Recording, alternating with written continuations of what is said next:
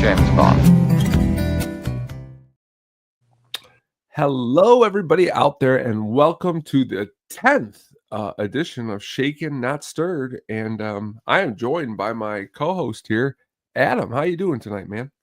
I am pretty good tonight. How are you doing this fine evening? Doing good, doing good. We have playoff baseball, which is always exciting to watch.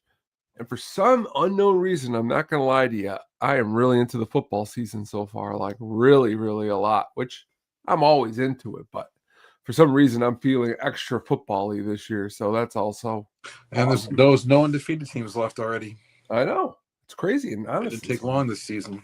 some really awesome games all across the board. But tonight we have found ourselves into The Spy Who Loved Me, which that's what we're going to be getting to here in a little while, just a few minutes. But first, Adam wrote an amazing article down at the SadisticPenguinStudios.com. Why don't you tell us a little bit about it, Adam? It's very sweet of you. So I went and saw one battle after another, not this past weekend, but the weekend prior, and I kind of went into it. I didn't really know what to expect. So some people thought the trailer didn't look good for it, and I thought it kind of did. It kind of left something to be desired, but I kind of thought it had the potential to be really, really awesome, and it turned out to be as awesome as I thought it could be. So it's a very, the plot of the film it's not very complex. It's kind of straightforward. It runs in a linear timeline, but it jumps ahead, at one point. Basically, the first half hour of the film is basically exposition and like a prologue of what happens, later on. So the after the first half hour, I think that there's basically the credits after that, and then you kind of get into the rest of the movie itself, the main plot and everything. So, but what happens at the beginning of the film, I should say, what happens in the after that part is all a result of what happens at the very beginning. People's actions they take, the consequences, the decisions they make, how it affects their lives and affects the lives of people, like their loved ones and things of that nature as well. But I could see it being kind of a divisive film because of the time we live in now. So it was a really interesting time for it to come out. And I'm not sure if that was intended that way. I can't imagine it because it was filmed probably, over the past year or so. So, I mean, I don't know. It just came out at a very intriguing time. And I thought everyone was great in their parts. DiCaprio was awesome as he always is. Sean Penn was just fucking insane. Like that dude just brings it like he always does. But some of the other parts in it, basically the newer like Chase Infinity, who plays Leonardo DiCaprio's daughter in this film, she's not a really that well known of an actress, at least not to me. She's been in some different things that I really haven't watched, but she was kind of really kind of great for what she was asked to do, and nothing and none of her parts were kind of she basically competed on film on the screen with Sean Penn and Leonardo DiCaprio at the same time. So it's kind of asking her to do a lot, but I thought she did great. And I thought Tiana Taylor was just unbelievable in the part that she was in. She was only sort of towards the beginning of the film, but like I said, it's kind of her actions kind of set the pace and the tone for what happens the rest of the film. Benicio del Toro was great on screen with Leonardo DiCaprio because Leonardo DiCaprio is kind of a neurotic, just mess of a guy who is kind of just wound up and always, paranoid, looking over his shoulder, snap movements like this. He's very twitchy, and Benicio del Toro, he plays like a karate instructor, and he's very, very chill, very calm. He's a man of action, but like I said in my article, a thing I wrote, he's kind of a good yin to DiCaprio's yang, and but it was really cool. And the sequence at the end with the car chase was filmed so intriguing. Like it was so intriguing how they filmed this. I'd never seen something filmed like that. So it wasn't like a huge, a huge like conclusion, huge resolution, huge like ending to the third act. It was a little more low key, but like the way he did it, you felt the tension, you felt the suspense. So, and it wrapped up pretty well, you know. Like it was. It's not like any other Paul Thomas Anderson movie, really. I don't think. I don't think you can really compare it to like Boogie Nights or Magnolia or There'll Be Blood. I mean, there's certain things from them you can take like from it, but like it's really its own. It stands on its own, and that's cool because there's not a lot of directors who can really deviate that much from what they normally do and make a movie that great. But when you have actors and when you have casts like this, you're always going to be able to make something. Whatever you put on screen, they're going to make it better for you. It was a very well written movie, but the casting was unbelievable in it, and everyone really hit their. Like Regina Hall, her character was kind of like, but like other than that, like everyone else is fantastic in the movie. And I definitely recommend seeing it. It is kind of a long run time; it's about 2 hours and 40 minutes, but Oh, not too bad. it Well, that's about Boogie Nights for me, that's time, and nothing. But like, I know for you, and honestly, you said a good thing in the article, I mean, when it's moving, it's moving. Like time doesn't really matter to me. I'm not looking at my clock if the story's carrying me not to look at the clock. I mean, how long is There Will Be Blood? It's about that long. And yeah, I've watched that movie. I could watch that movie with you on repeat 4 times in a row. So I mean, like it's how we're feeling and how the movie is. But it sounds like this is a winner. So I'm it's a definitely winner. The gonna check it out. music's great. The cinematography is great. Like I said, I mean, there's no elaborate like set pieces or anything, but the locations are cool. Everything about it's good, and everyone brings what they need to their characters. And like I said, I don't want to give much of it away, but it's definitely worth seeing. I'd like people, if it's possible, still to see it in the big screen. It's not something necessarily need to see like it used the same like VistaVision that the Brutalist used, but you don't need to see it in that type of scope on that type of screen. You can see it on a standard screen in a theater and still get just as much out of it because the sound is really kind of kicks you right in the face too. Like from I mean not just the music, but the actual like the diegetic sound, the just the sound effects and stuff like that in general. It all goes together really well, and I'm glad he kind of did this and made something a little bit different, and it was as good as it was. I haven't heard anybody yet say it's bad. So No, neither have I. And I'll also speak to, 2 movies from the '80s that are really under the radar that I enjoy are Bad Boys with Sean Penn and At Close Range with Sean Penn and Christopher Walken. So to see Sean Penn in a Paul Thomas Anderson movie, that's got me pretty excited. And then plus your review and everything, definitely well, gonna he check was that out in when it comes out. and he remember he played he was William Holden in Licorice Pizza. That's right, he He was, was. but see, that's the thing though. He's kind of briefly in that movie. He didn't really have much screen time. This movie, That's he's probably pretty much the honestly, beginning to the though, end. that movie I probably gotta give another chance. That's the only Paul Thomas Anderson movie, Licorice Pizza, that so I'm a little excited to hear all these good things about this movie, and, Leonardo DiCaprio, I don't I've never really seen him in a bad performance, He really doesn't miss. The guy doesn't miss. no, he doesn't, You know. but yeah, definitely, if you can, go read the article, very cool, check that movie out if you can. Now we're gonna get started, but before we get to the movie here, there was a little bit of some James Bond news this week. Adam, I don't know if you heard about it, but Amazon here, let me pull up this picture here. They decided to remove the guns from all of the posters for one reason or another. Do you think this is a stupid move? It's a really non-issue. What is your feelings on this? It's silly. It's not gonna. I don't know.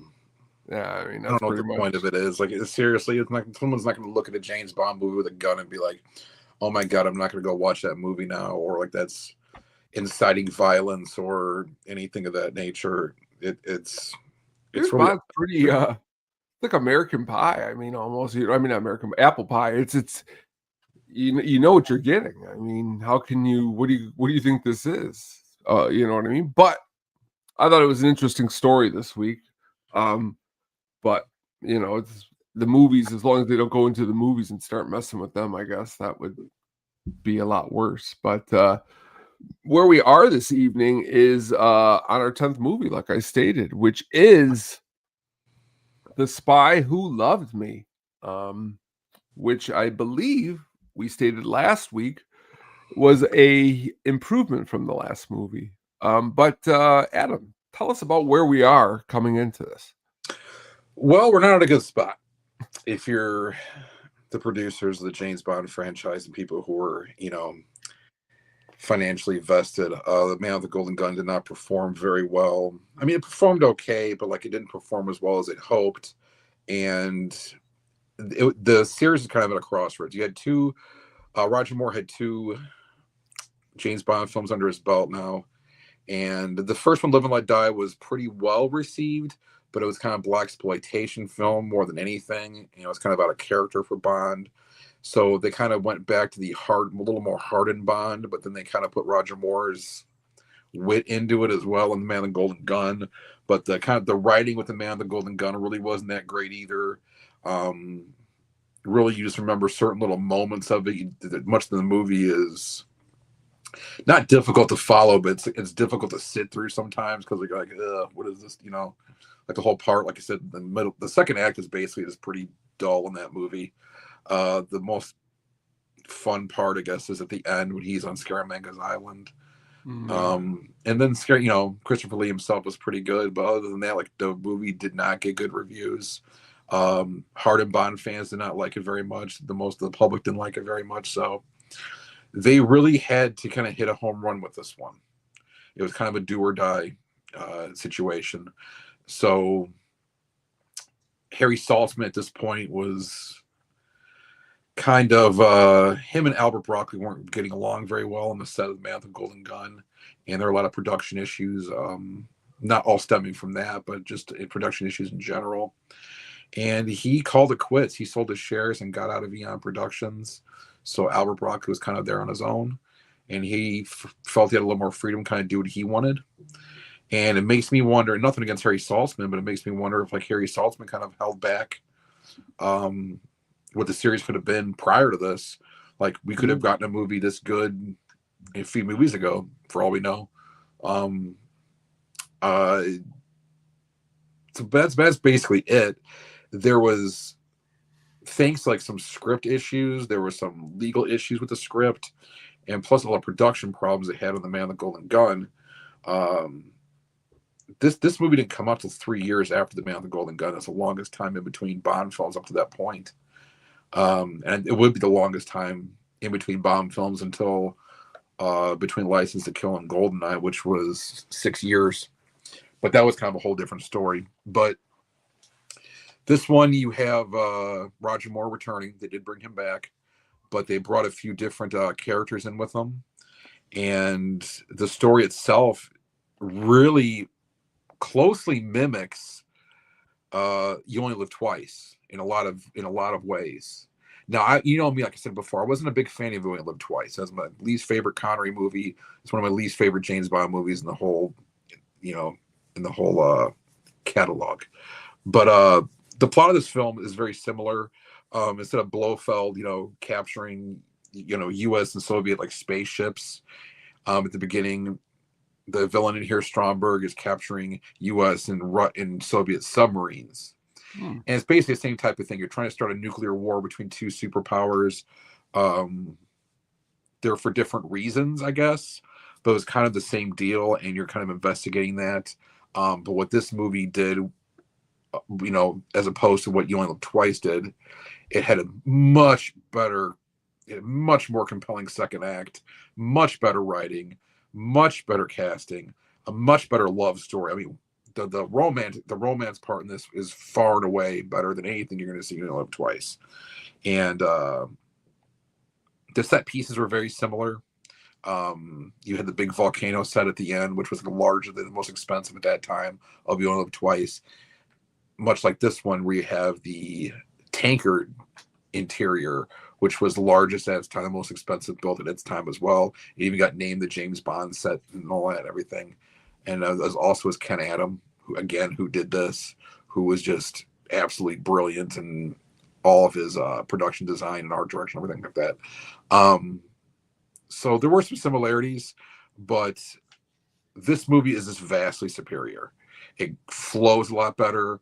There's no silliness like, Bond going to Japan and trying to mix in with the Japanese people and going through surgery and stuff like that. There's nothing ridiculous like that. It has its campiness, but that's what I love about this movie. This is why this is my favorite Bond movie. One, I believe this movie saved the franchise, and its budget was larger. They said, Broccoli said, hey, we're gonna go all in on this because if this doesn't work, we're kind of done. So this budget was about $13.5 million, which is almost double what the previous few were. And they filmed this one in widescreen as well. So it was a 2.35 to 1 aspect ratio, as opposed to the 1.85 to 1. Those two films, Live and Let Die and Man with the Golden Gun, were filmed on a smaller scope, and you kind of felt it. Some of them said, which is kind of a good way to put it, like those were almost like made for TV movies, the way they were filmed. This one's filmed for a theater, and it's filmed on a much larger scale. And with a 2.35 to 1 aspect ratio, they had to re-film the gun barrel sequence with Roger Moore again. So it's the first time I actually see Roger Moore go in there and do his own gun barrel sequence. So that was pretty cool to do that. And you see him pretty clearly. And the casting in this one, you have obviously Roger Moore kind of hitting his stride here.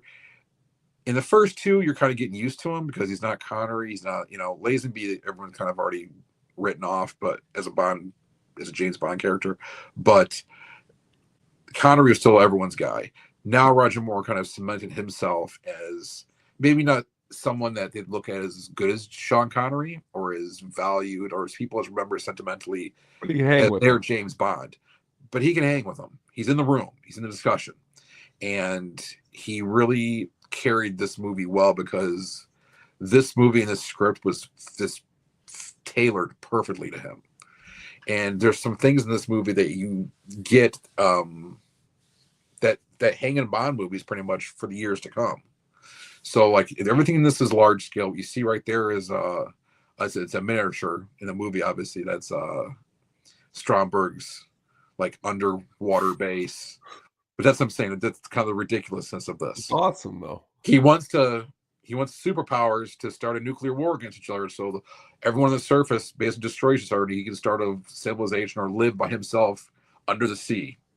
That's where he's comfortable. That's where his happy place is.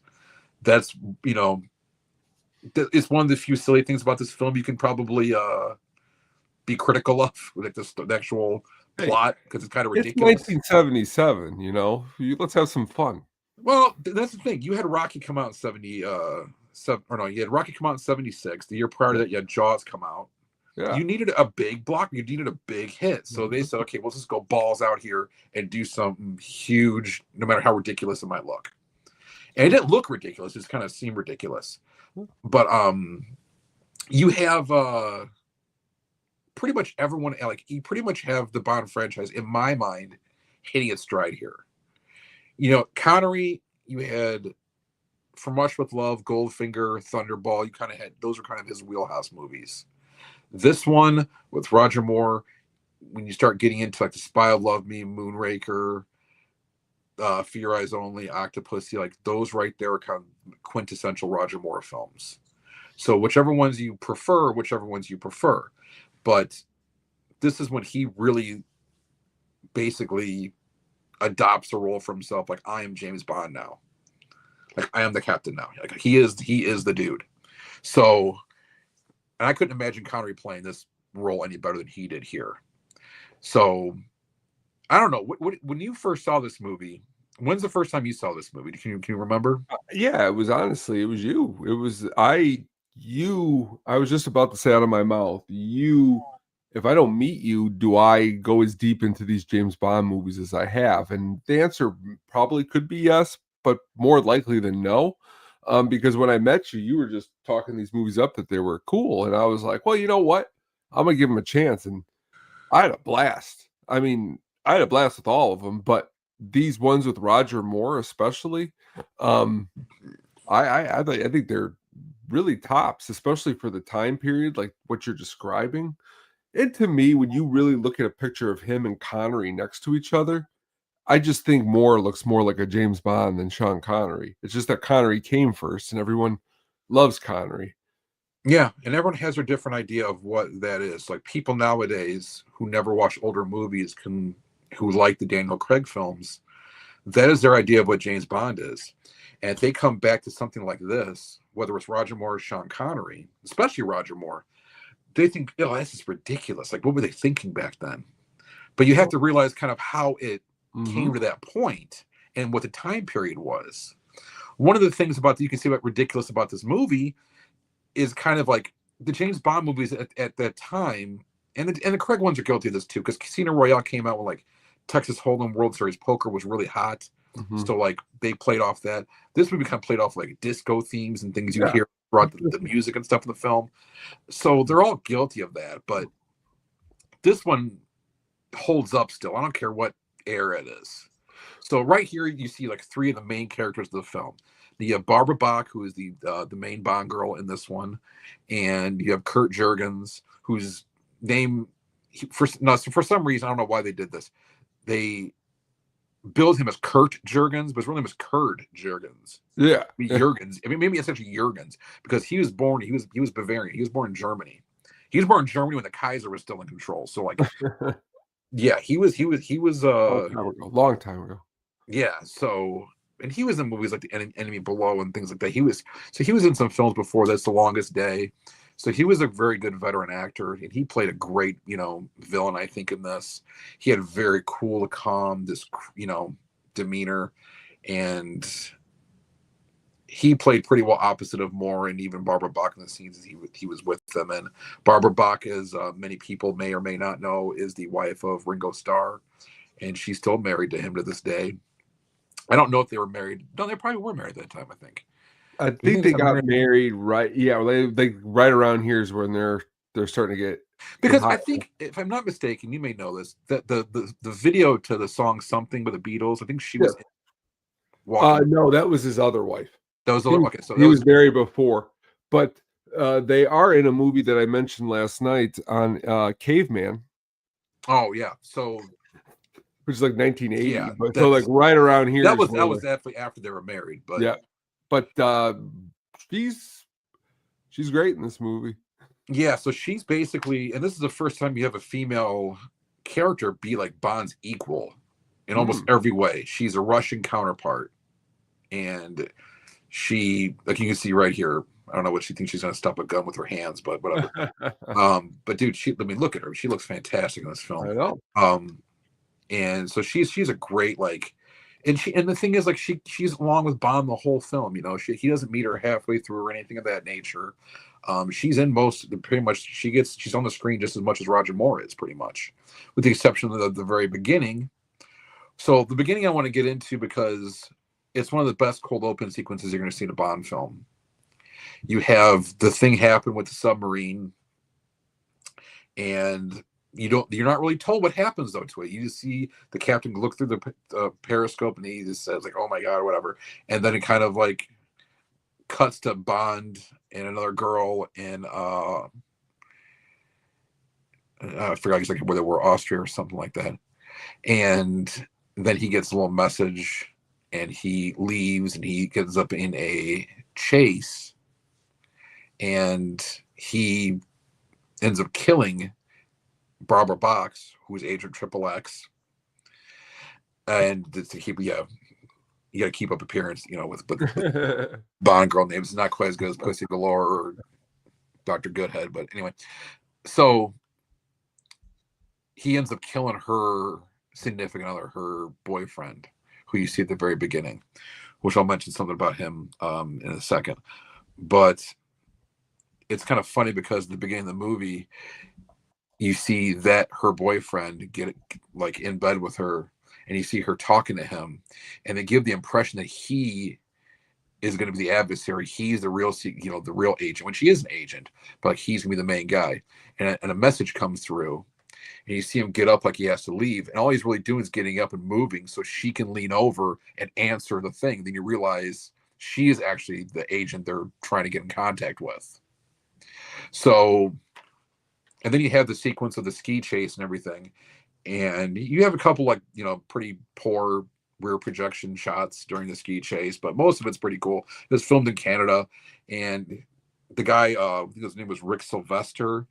They paid him 30 grand to do that jump off that cliff. He really jumped off that cliff for real and did that stunt.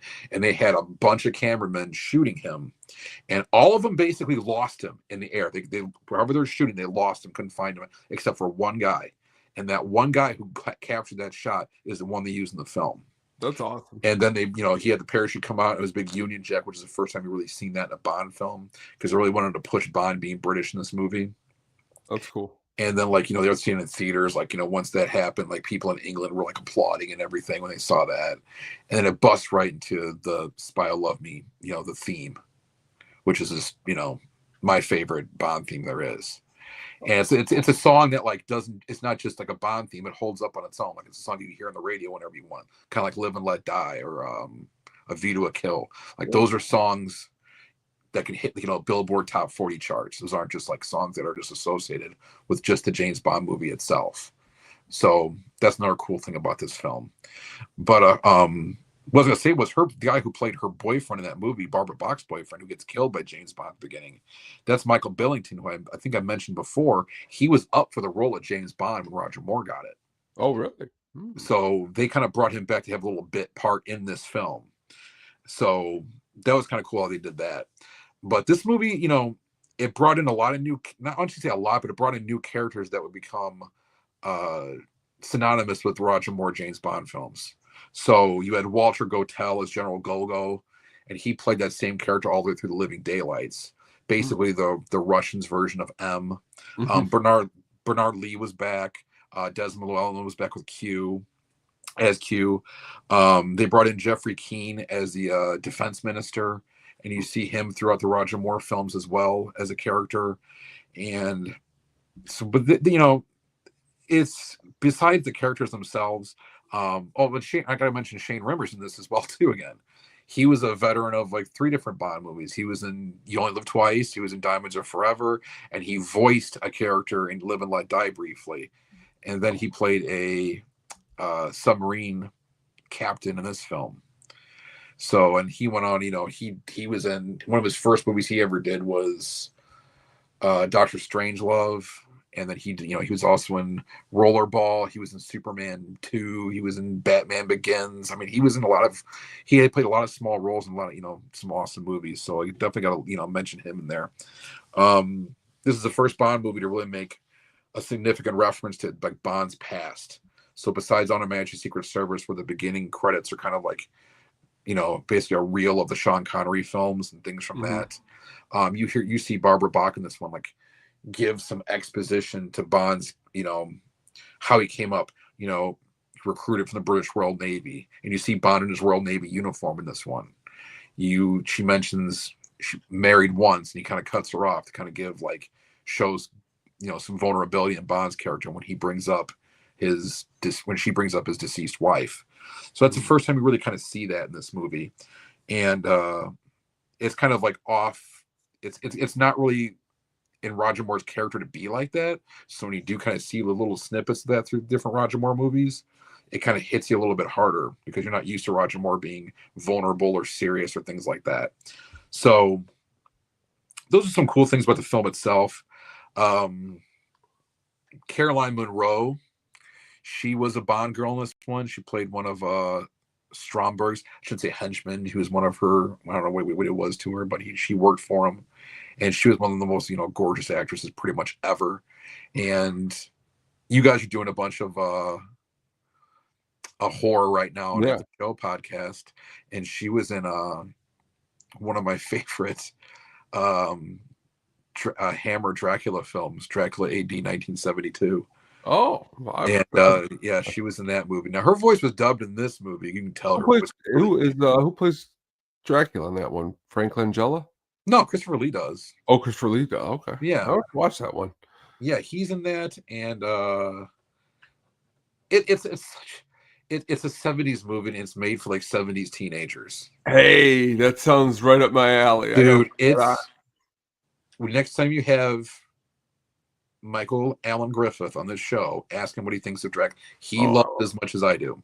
oh, I can't wait to ask him. And actually, it's kind of funny too because Christopher Neame, he played Johnny Alucard in Dracula AD 1972. Uh-huh. He played a small role in License to Kill later on. Oh, look at a connection to So Bond right there's there. a That's connection to cool. Bond right there, as well as Caroline Very Munro. cool. But yeah, Caroline Munro's voice was dubbed in this. She was real deep. Like it sounded the least feminine voice you could ever pretty much imagine. But she turned down the role of Superman came out in 1978, the first one. Yes. So they were filming it like 76, 77 or whatever. She turned down the role of Ursa that went to Sarah Douglas to do this movie. So it would probably be better for her to do Ursa technically because that's kind of more of a memorable character.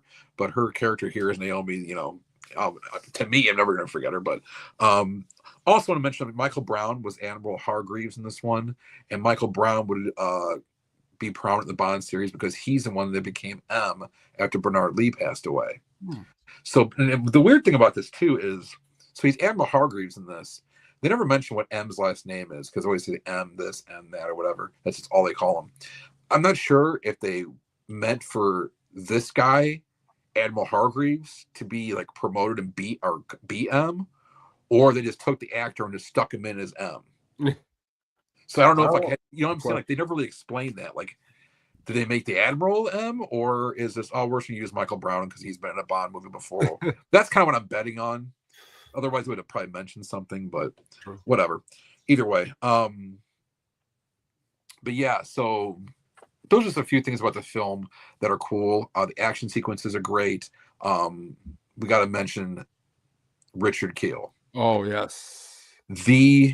To me, the quintessential Bond henchman. The only one that even competes with him would be Oddjob. He's the only one in the same arena as Jaws. And you can't even say he's even better because Jaws was here for 2 films.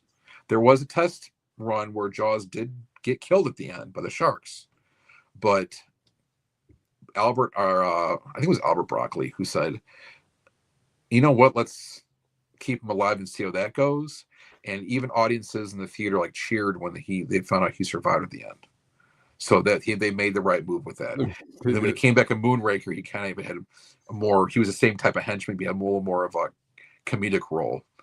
See, Mr. Griffin, he's listening right now. Johnny Alucard rules. He knows what I'm talking about. He knows exactly. Because we watched this movie, I think, together a lot. The first time we watched it. Oh, that's awesome. And we were like, this movie, this movie's a cat's ass, dude. It's everything you would love in ridiculousness. So, but yeah, so Michael Neame, who played Johnny Alucard, did star in a Bond movie too. So, but Richard Kiel was, he was awesome as Jaws. Didn't speak. Was very obviously the most menacing thing you can look at. He was much darker in this film than he was in Moonraker. They kind of lightened him up a bit. But he was cool, and I love the way he gets just tossed out of a train, and all he does, he gets up and wipes himself off and just straightens his tie out, goes about his business.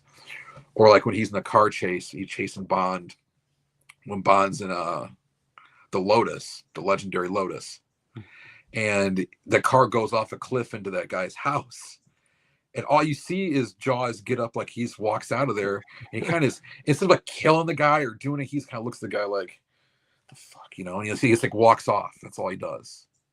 He's a man who goes about his business.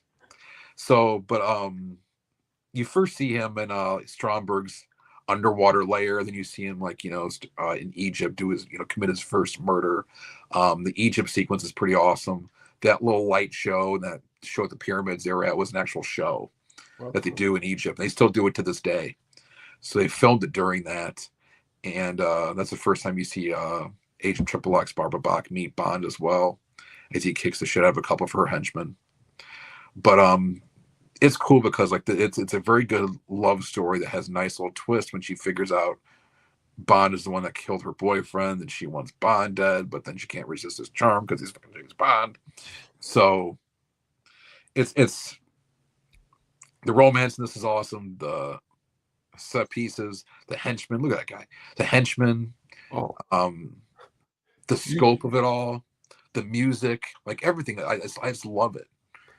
my father and myself would have these huge conversations about henchmen, Hmm. how important they were, to a lot of movies, and him bringing up Jaws on several occasions. Richard Keel is, as you said, the quintessential henchman, for a lot of different reasons. His eccentric teeth, of course, but just his face. I mean, he's also really good in Silver Streak, his role in that with Pryor and that. But Well, he was in for the sequel to Guns Navarone, the Force 10 from Navarone. He was in there with Barbara Bach as yes, well.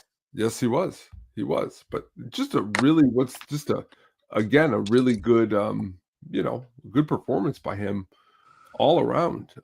Yeah, they didn't ask him to do it. They asked him to, hey, do this, be Yeah, menacing, be that's like creepy, be like and he was. I mean that that's what he was when in. she I first opens when go she on. opens that closet in the train, he's just there.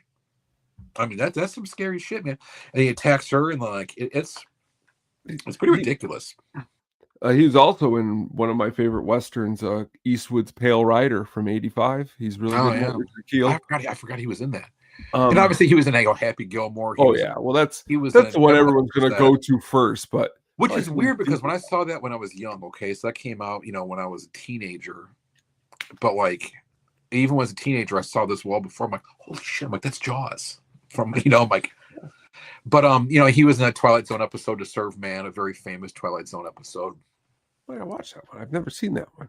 Yeah, the one with the cookbook. It's a cookbook and all that stuff. No, I haven't seen that one. Yeah, I'll he plays an alien. Yeah, he's one. You can definitely tell it's him. Um, Awesome.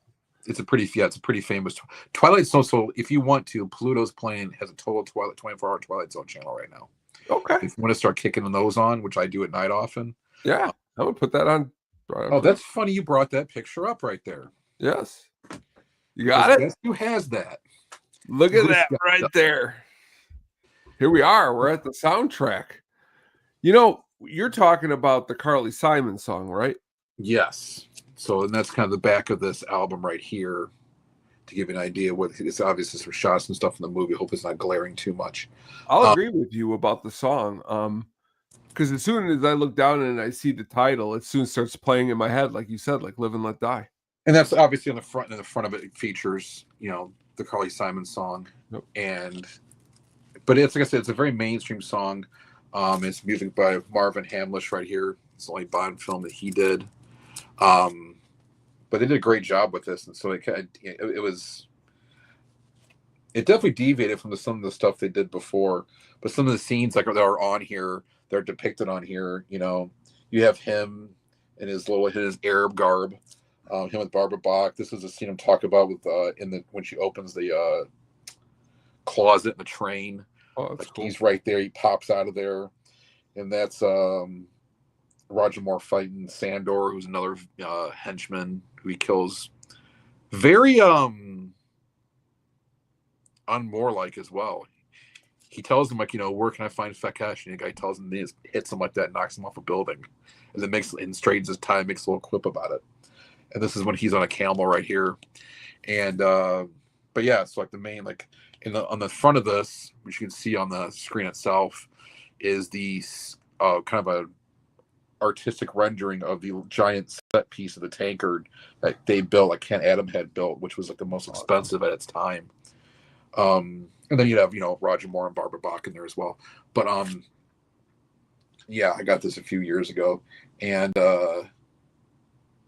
it's pretty awesome to give it a spin every now and then. I mean, the actual songs on there are basically scenes from the movie.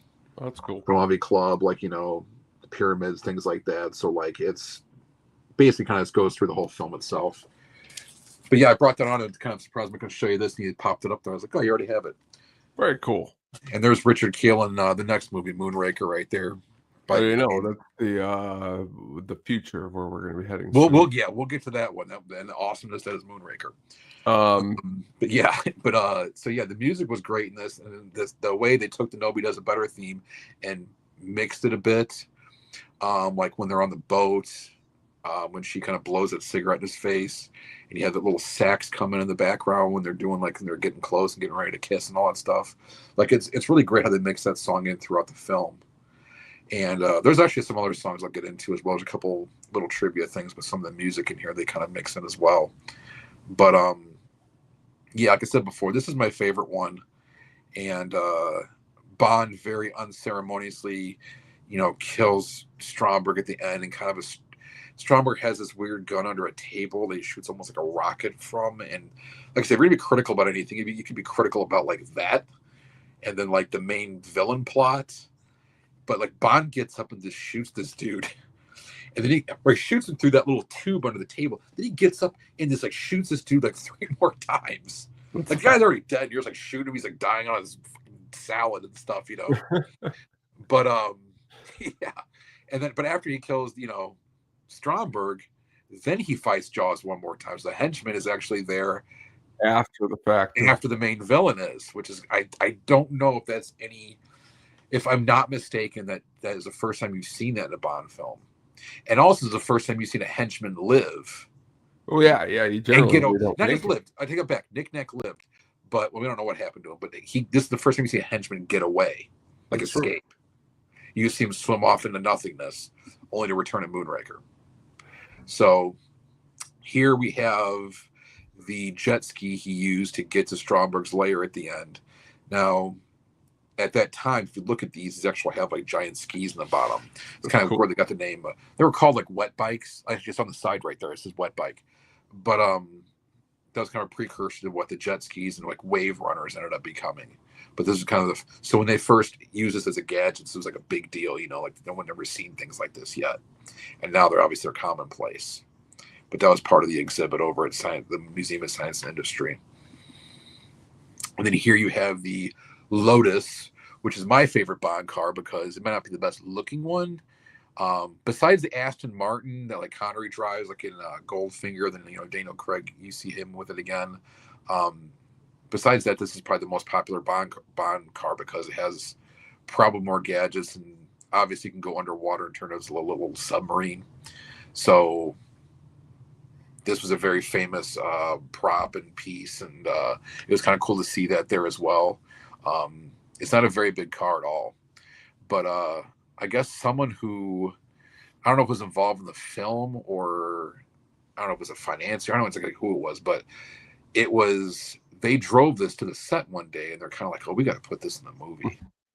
Let's get something like this in there. That's awesome. So, I mean, that's totally, if you look at it, that's totally 70s or early-ish too.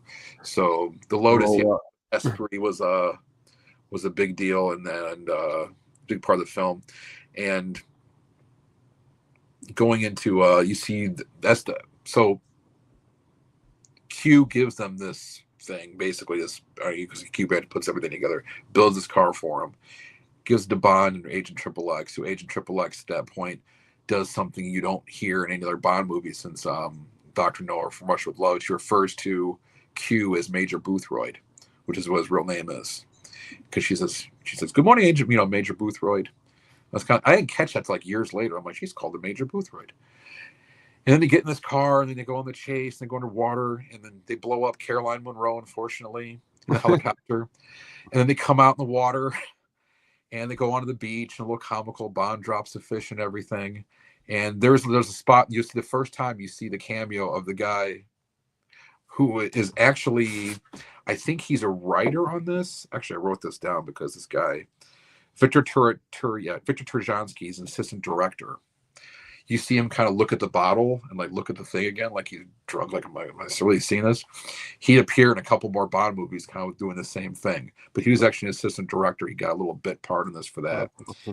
And then there's a little kid who points at the Lotus as it comes out of the water and everything. That's actually Richard Keel's daughter. Really? Yeah, it's pretty cool. So, what trivia you got over there? So, trivia-wise, at the end of this film, which I'm sure many people notice who watch Bond quite often, it said, you always have the James Bond will return in such and such. This one said James Bond will return in For Your Eyes Only. So For Your Eyes Only was supposed to be the next film. But then between this and then when that was supposed to be released, Star Wars came out. Mm-hmm. The Close Encounters of the Third Kind. So they They had wanted movies like that. So they were going on the space team, so they ended up putting Moonraker in there instead. Then save Fear Eyes Only for after that, and Fear Eyes Only kind of got away from like a little bit of the campiness of The Mhm. Spy Who Loved Me and Moonraker, and its ridiculous like villainous scope. Like it was Bad much smaller. Yeah, it wasn't such a large scale plot and everything like that. And but either way, they did Moonraker first, and which is fine. Moonraker's awesome. I don't care what anyone says. But Caroline, like I said, Caroline Munro, I already said this earlier. She turned down the role of Ursa to do this, so Sarah Douglas ended up playing Ursa. So as being a James Bond fan, Steven Spielberg actually, after he did Jaws, proposed to like direct this film, but I guess Albert Broccoli declined. He told him no.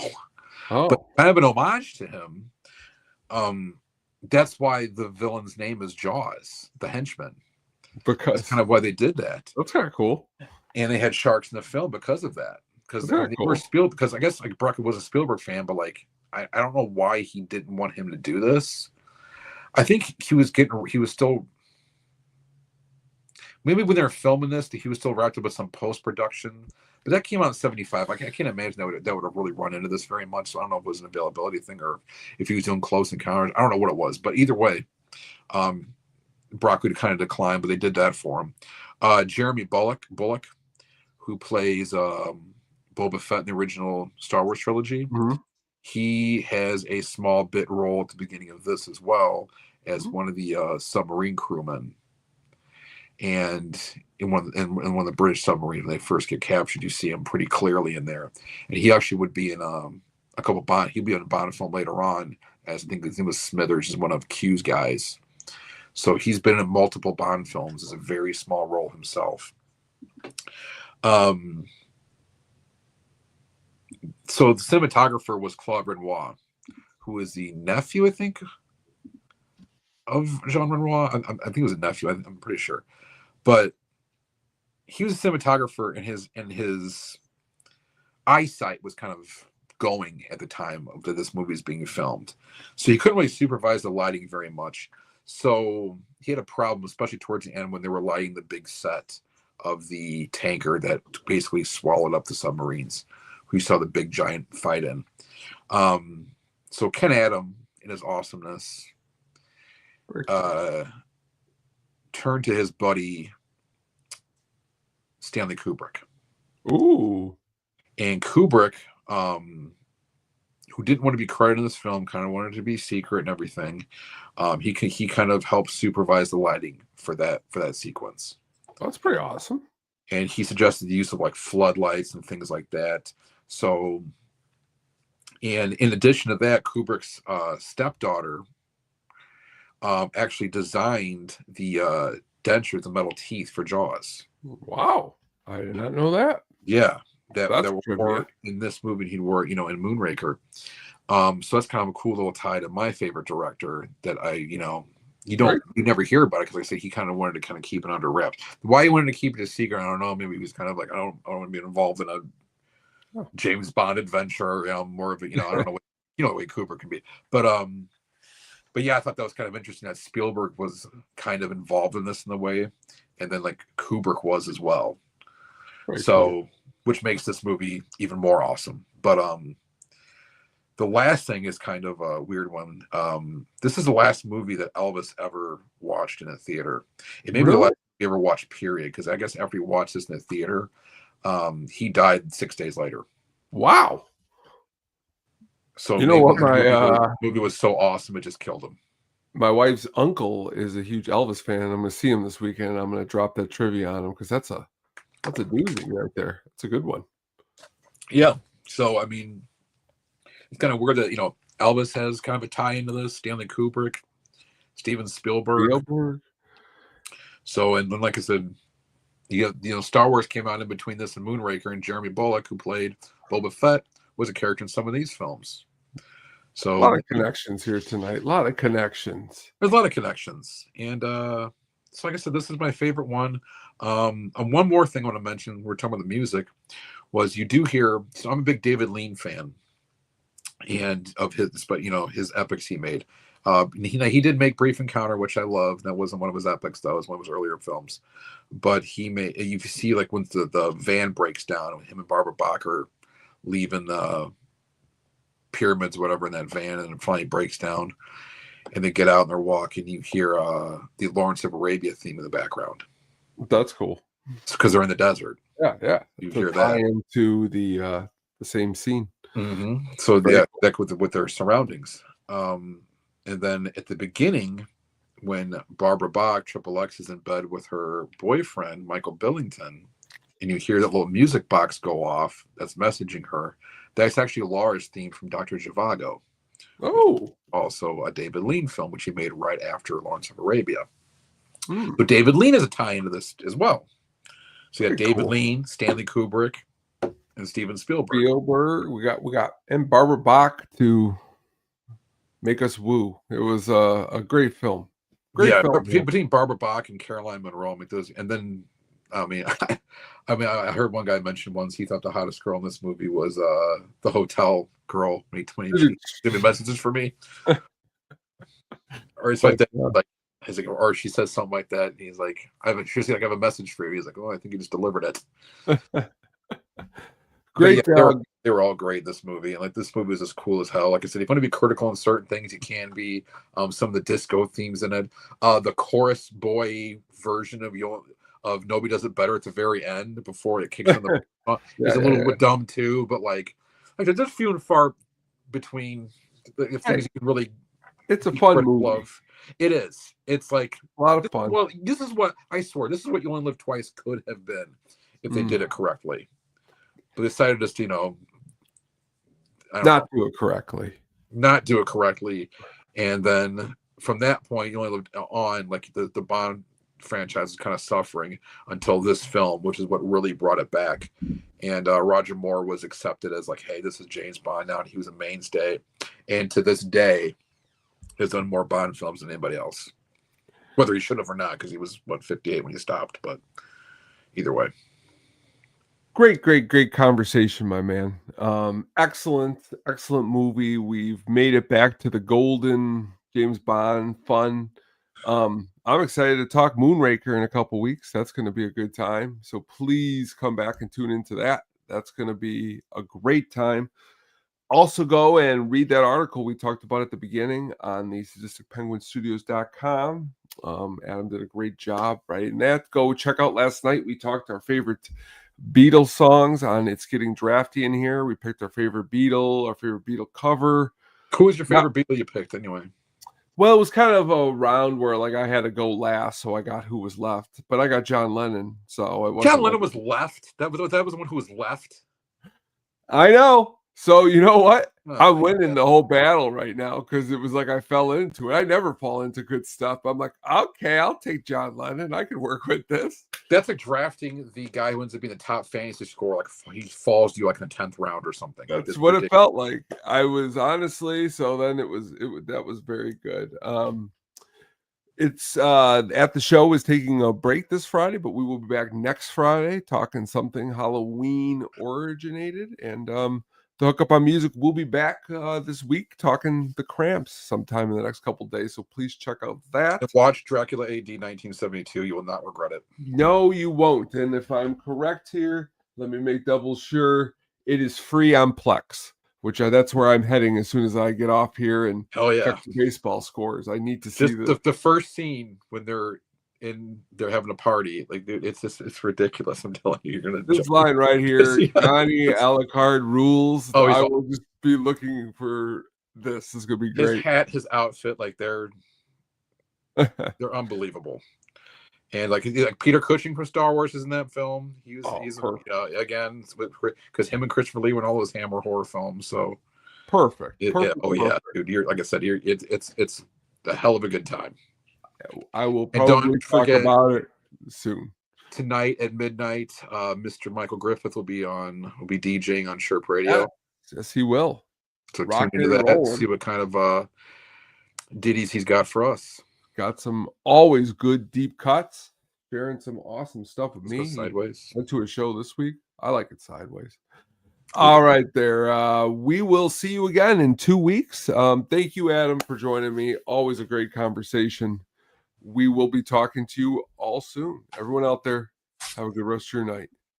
And go listen to the soundtrack to The Spy Who Loved Me. You gotta love some Carly Simon. She's awesome. Oh, yeah. So take care.